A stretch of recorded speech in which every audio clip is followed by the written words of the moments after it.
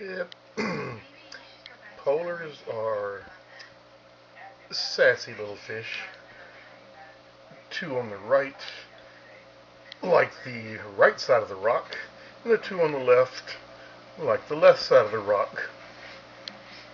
And most of the day they sit here and wiggle their tails at each other and dare each other to come on the other side of the rock. If someone would go ahead and lay eggs, that would be fine. Or if they would pick another rock, that would be fine. But they are sassy little creatures. What can you do?